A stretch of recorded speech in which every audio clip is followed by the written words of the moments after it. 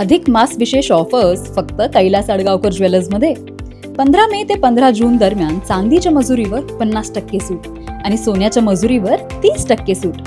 आजच भेट द्या Kailas अडगावकर jewellers, Datta Mandir bus stop, Nashik road.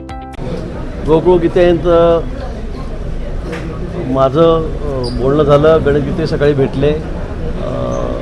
मला वाटतं होईल, आजकालमध्ये होऊन जाईल. तुम्ही आत्ता आपण दूरध्वनीवर संपर्क साधण्याचा प्रयत्न करत होतात, गणेश गीतेंशी बोललात, काय नेमकी चर्चा झाली? चर्चा काय नाही, मला वाटतं गोकुळ अजून बाहेर आहे. हो, ते आल्यानंतर त्याच्याशी चर्चा होईल आणि चर्चेनंतर सगळे प्रश्न मार्गी लागतील. बोलणं टाळताय, तुमच्याशी भेटणं टाळताय असं अजिबात नाही, असं अजिबात नाही आहे. खरं म्हणजे आज माझी दुपारीच भेट झाली असती, संध्याकाळी तर झाली असती, पण मी किती बिझी आहे आपल्याला याची कल्पना आहे. म्हणजे मिनिट टू मिनिट जेवणाची फुरसत नाही असं म्हटलं तरी चालेल. इतकं सगळा बिझी शेड्यूल या ठिकाणी आहे. पण मला वाटतं की या विषयावर लवकरच पडदा पडेल. उदय सामंत फक्त त्यांची भेट घेण्यासाठी आले होते, पण त्यांनाही टाळलं.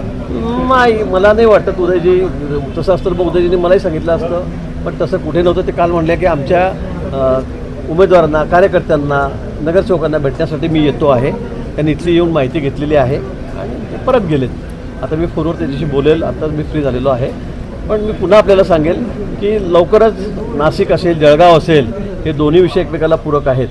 दोन्ही विषयावर लवकर निर्णय होईल आणि यातून मार्ग निघाला आहे. सगळं व्हाईट टॉपिंग, सिमेंटचे रस्ते आम्ही नाशिकमध्ये करतो आहोत. सगळे पूल या ठिकाणी करतो नवीन नवीन.